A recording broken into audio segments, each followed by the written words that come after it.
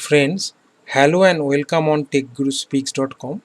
Today I would like to describe one of the important concepts of Java programming, and that is about Java multi-threaded programming concept. A thread in Java is an independent sequential path of execution within a program called a lightweight process. A Java program can have multiple threads, and these threads can run concurrently. That means they can run in parallel. At runtime, threads in a Java program exist in a common memory space called the address space and can therefore share both data and code. That is why they are lightweight compared to processes which are basically heavyweight. Now there is a concept called multitasking which refers to two or more tasks executing concurrently, and it is of two types: process based multitasking and thread based multitasking. Now the process based multitasking is about running two or more processes concurrently. Programmers refer to a program as a process. Therefore, we could say that process based multitasking is program based multitasking. A familiar example is running the spreadsheet program while also working with the word processor. So that is a typical example of process based multitasking. Now the second kind, that is called a thread based multitasking, is having a program perform two or more tasks at the same time. For example, a word processing program can check the spelling of words in a document while we write the document. That means while we are writing, at the same time spell check utility is on. So if there is any error in spelling, it will be giving you a warning. So these are the typical examples of two threads to be present in the same program, that is a word processor program. So this is the example of thread based multitasking. The objective of multitasking is to maximize the CPU utilization. We want the CPU cycles to be processing instructions and data rather than waiting for something to process. So that is the basic idea. So just remember that multithreading refers to two or more tasks executing concurrently within a single program. I mean to say, we are thinking of running two or more threads in parallel. That is the idea of multi-threading concept. Now, a thread in Java is represented by an object of the thread class, and threads can be created in Java using one of the two ways. Number one, by extending the java.lang.thread class, and by implementing, that is the second option, java.lang.runnable interface. Now I am to talk about the basics of thread scheduling in Java. When we say that threads are running concurrently, in practice it may not be so. On a computer with a single CPU, threads actually run one at a time, like one thread at a time, giving an illusion of concurrency. The execution of multiple threads on a single CPU based on some algorithm is called basically thread scheduling. That means the way the threads are to be scheduled. Thread scheduler maintains a pool of all the runnable, that means threads which are ready to run. Based on fixed priority algorithm, it allocates the free CPU to one of these waiting threads. So that is the idea of thread scheduling in Java programming. Now I will be demonstrating the Java threads to be created either by extending the java.lang.thread class or by implementing the java.lang.runnable interface. So for demonstration, now I will be using the NetBeans IDE, which is one of the most popular IDEs for Java programming. So let's move to the NetBeans for program demonstration.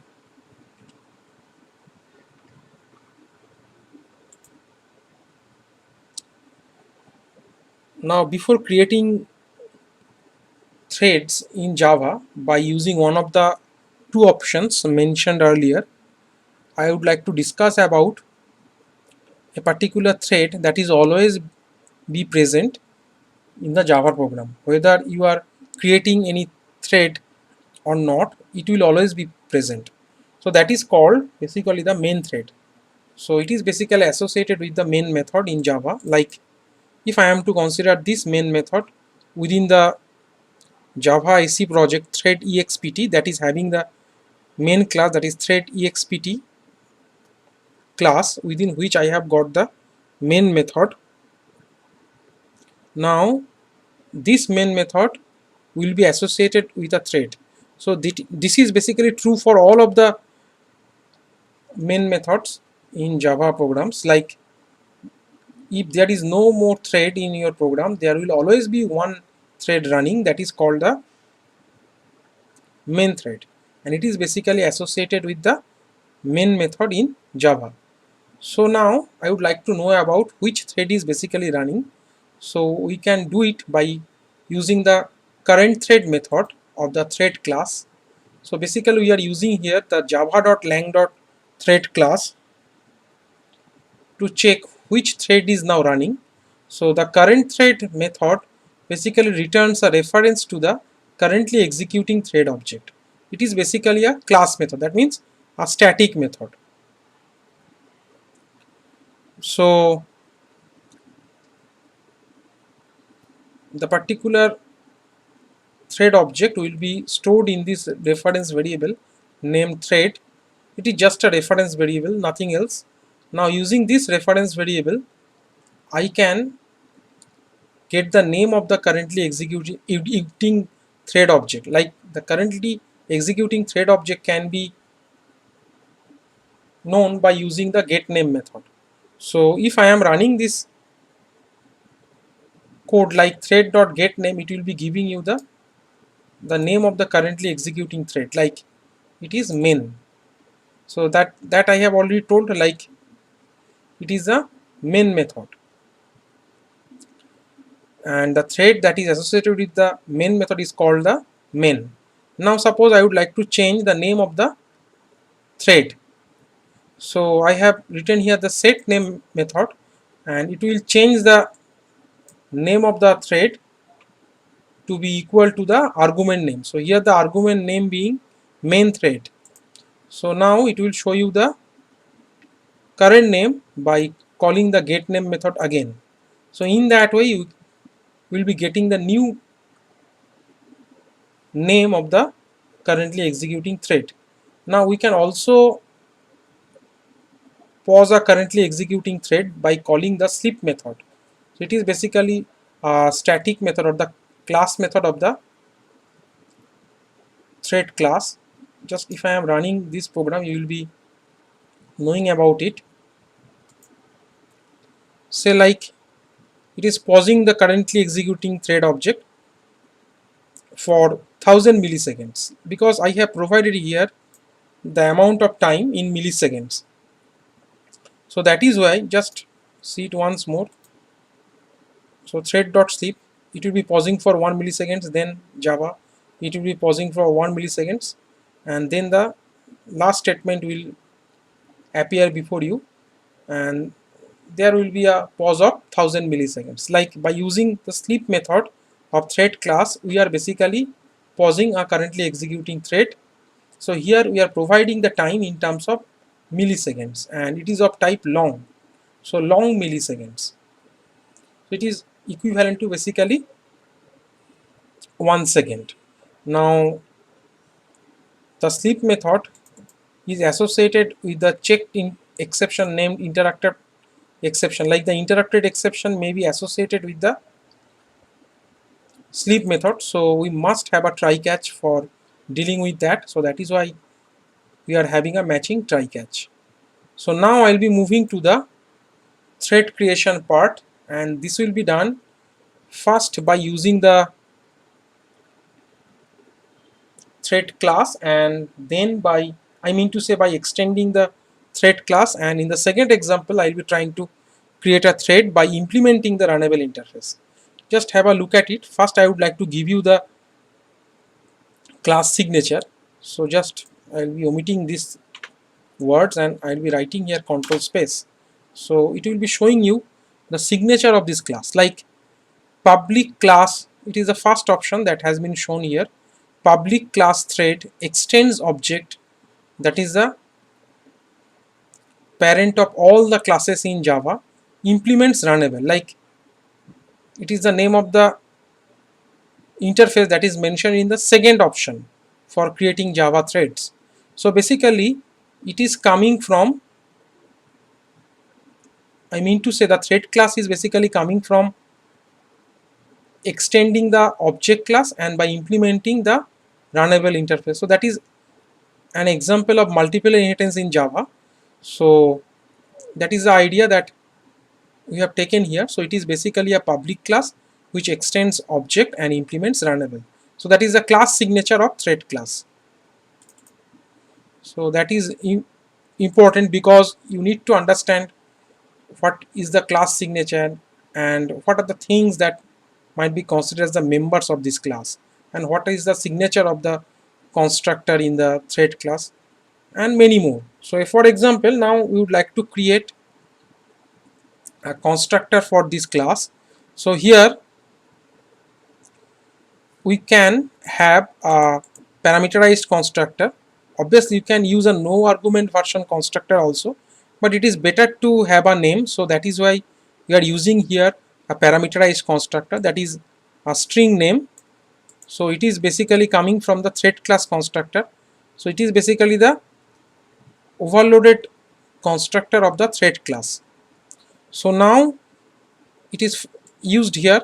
So my thread is the class name and it is having a string name, that is the string argument.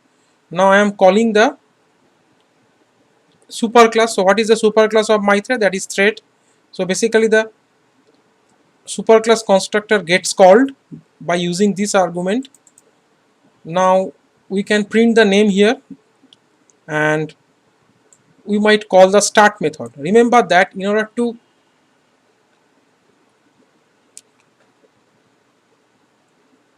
make a thread to be placed in the ready to run state, we have to call the start method. So it is basically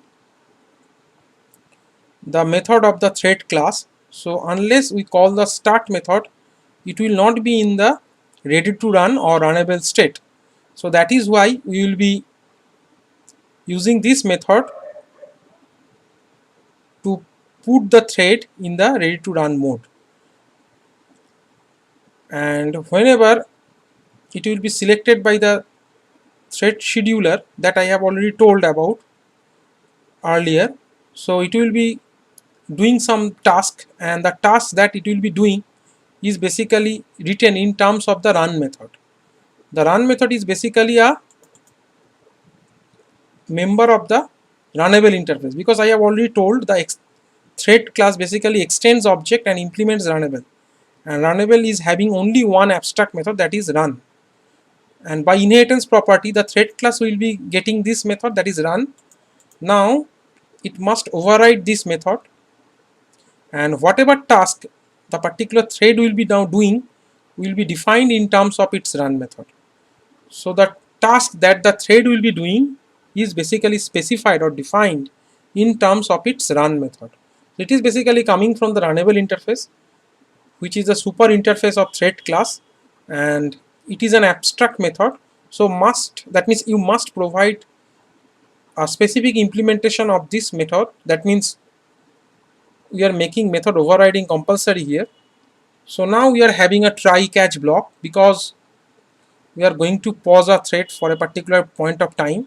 Now by using the getName method we can get the name of the currently executing thread object that we have shown just like just now. We have seen it also, like the use of current thread method and the getName method, and we are going to pause a thread for particular duration of time. So here it is specified in terms of milliseconds. Suppose we are going to pause a thread for say half second, that means 500 millisecond means 1 second. Now this method sleep is associated with interrupted exception, that I have already told. So you must have a try catch block here.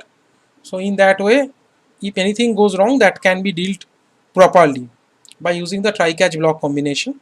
And lastly, we are going to show that particular thread has ended. So by using this constructor, we are basically calling the superclass constructor of my thread, that is basically the thread class. Then we are trying to start it, because unless we call the start method, it will not be put into the ready to run mode, and it will be placed in the thread pool, and whenever its turn will come, which will be decided by the thread scheduler, the task that it will be doing is basically specified or defined in terms of its run method. That means whenever a thread is moved to running state from the ready to run state, it will be executing its run method, and whatever statement that you have written here will be getting executed. So that is the idea. Now here I have already told you, like, if there is no thread being specified explicitly, so you must have a thread that is called the main thread, and which is basically associated with the main method. So now, using the similar kind of statement that I written, like I have written earlier, we can also know about this method. Now here I am trying to create an object of this class, that is my thread. So here we are basically having two threads, like the main thread and the my thread. So now we are having a try catch block, and it is having similar structure. Like here we are trying to print a line for 5 times. Similar to that, we are doing the same thing, and we are trying to pause a currently executing thread object. So in that way, if any of the thread is paused, that means other threads will be getting the chance to run. So that is the idea. So in that way, the program will be continued. Similarly, it will be having the interrupted exception, and finally it will be showing the message the thread has been ended. Okay, so that is the idea. Now I will be trying to run this program. So right click on it, run file option. So it will be showing the output here, main started. So it will be showing here main started. So it is coming from here. Then comes my thread started, because any of the thread can be started at any point of time. Remember that. So as a programmer, we don't have control over the threads, because it will be controlled by the JVM itself. So you will get different output sequence every time you are trying to run the program. Okay, so just remember this thing. It's a very important thing to remember. So now next time it will be showing my thread started, then it will be showing main thread is running. Okay, now it will be paused for half seconds, that is 500 milliseconds. So during this course of time, the other thread will be getting its chance to be executed by the JVM. So that is why the next thread, that is the my thread is running, that particular statement will be get printed here. So each of the threads will be printing this line for 5 times, because we are having a for loop within the try block. So we are having the similar kind of structure within the main method and within the run method of the my thread class. So that will be done here. So in that way, they will be basically trying to execute the statements in the run method. I mean to say, the my thread method will be trying to execute the run statements in the body of the run method, and main will be trying to execute the statements within its body, because there is no requirement of run method, because it is already considered to be a thread. It is I mean to say, it is basically the default thread of Java. If you are not having any kind of thread in your Java program, there will be only one thread, that is your main thread, that is associated with the main method. So it doesn't require any run method. So it will be giving you the corresponding execution in terms of the corresponding try catch block here.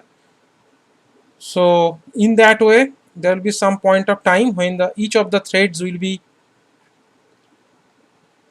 completed its task of running the statements inside the body of its, say, run method for my thread, and the statements inside the body of main method. So that is the idea. And finally they will be ended, and the corresponding statements will be get printed here. So first the main method has been ended, followed by the my thread. Now I'll be running this program for the second time. So now it is showing main ended and my thread ended. Okay, so there will be a different execution sequence in terms of program running. So here my thread ended last. So just have a look at the running of the program once more. So it is now showing main ended. So in that way, every time you are running the program, it will be giving you a different sequence of output. So that means as a programmer, we don't have control over the threads. It will be controlled by the JVM itself, and whenever a particular thread is selected by the thread scheduler, it will be running in context with the JVM. So that is the idea of executing threads. So that is about creating a thread, I mean to say Java thread, by extending the thread class, that is java.lang.thread class, and it is basically obtained by extends the object class and by implementing the runnable interface. Now I am going to create the thread by using the second option, that is by implementing the runnable interface. So here remember that runnable is basically an interface, like it is an interface, so it cannot have objects, but without calling the start method we cannot put a thread into the ready to run mode, and unless it is put into ready to run mode it will not be able to run. So we need uh, basically a reference of the thread class, and it will be initialized with the thread class object. So here we will be using basically the this particular overloaded constructor of the thread class, though this particular argument is optional, but still we are using it for, say, for users convenience, because in that way it will be giving you some name to be assigned with the thread that is named my runnable. So now it is having the runnable target. So, and it is a new thing, I'll be discussing it, and string name. So that is the thing that you have to remember. So you can have another constructor like thread runnable target only, so no string name, that is the third one. Okay, and the fourth one I have already talked about 1 and 2 for thread class, like thread without having any argument, number 1, number 2 thread using a string argument. Now the third being that will be basically applicable for implements runnable, say thread class constructor. So as an argument you will be using runnable target. So that is the third option. The fourth option being thread class within bracket we are having the runnable target as well as the string name.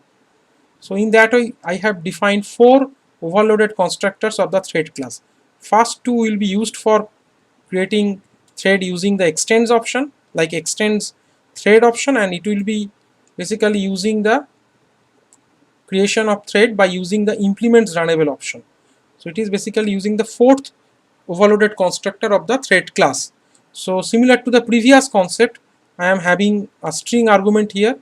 Now we are basically creating an object of the thread class here.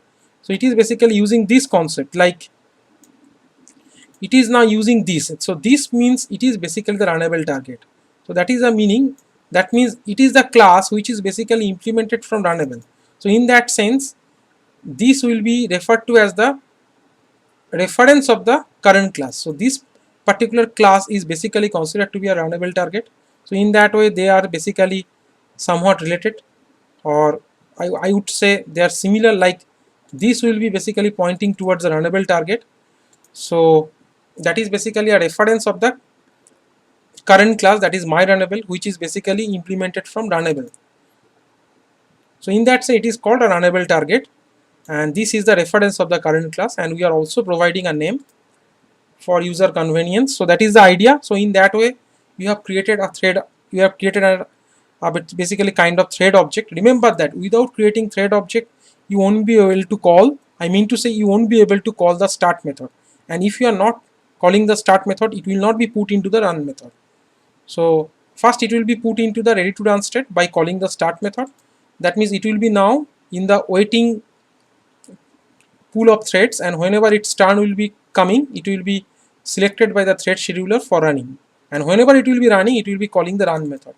And I have already told that run method is basically an abstract method of the runnable class. So whatever it is doing, I mean to say whatever a thread is doing should be defined within the body of the run method. So that is the idea. So now the program structure, I mean to say the program structure for this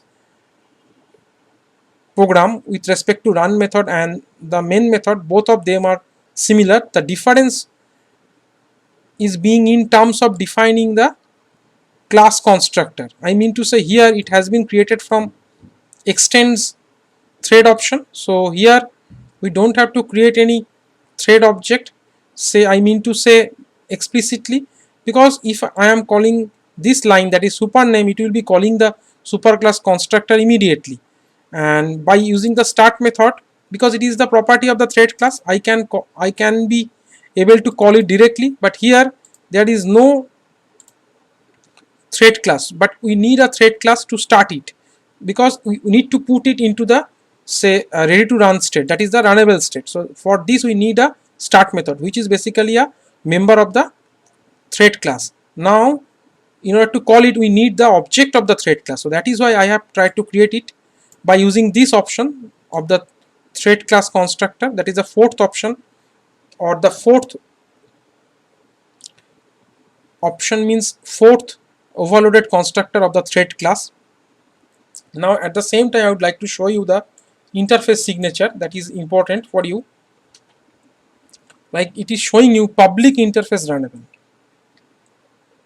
and it is having basically it is having only one method, that is the run method, and it is basically an abstract method. So you must provide an implementation of this method in the subclass. So that is why I have provided a specific implementation of run method in the subclass named myRunnable. So now it is quite similar to that of the previous program. So now let's run the program.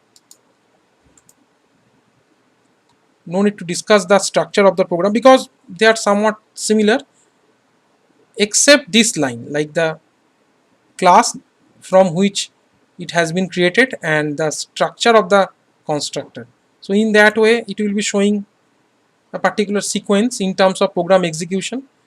You might find that, say like in this example, myRunnable ended last. You might find that for the next program execution it will be giving you different execution sequence. Now main ended last. So I have already told you, like you don't have control over the threads as a programmer, so they will be controlled by the JVM, and so basically you won't be able to predict what output you will be getting. So that is the beauty of Java threads or Java thread concept. So in that way we have been able to create threads by using the extends option.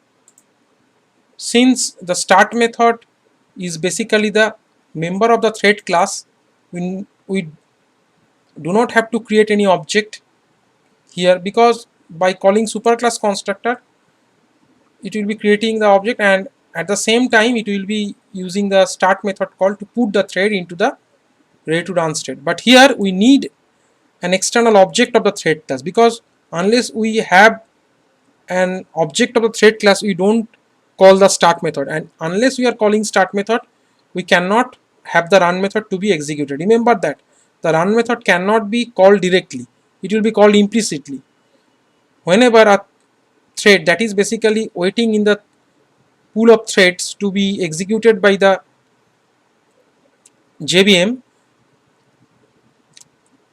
and whenever it is getting a chance it will be running the run method that is defined inside it. So that is the idea.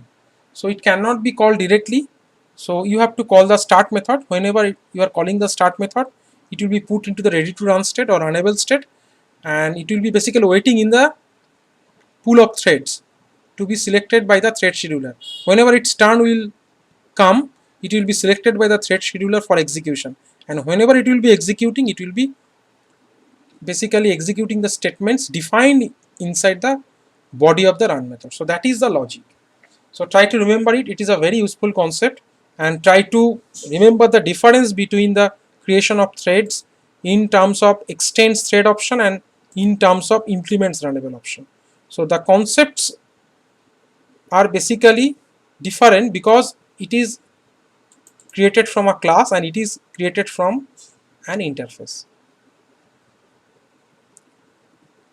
So in that way, I have tried to give you the difference between the different types of techniques being followed in Java programs to create threads, and what are the different methods of the thread class that I have talked about. Say for example, the start method, the run method, the sleep method, current thread method, several methods we have studied. Now in the next tutorial I'll be talking about the Java thread lifecycle. Like a human being, the Java thread will be having its own life cycle. So it has to move through or pass through different phases. So that will be discussed in the next class. So with this I conclude today. I hope that you have thoroughly watched this video, and if you like this video, then please don't forget to subscribe to my YouTube channel.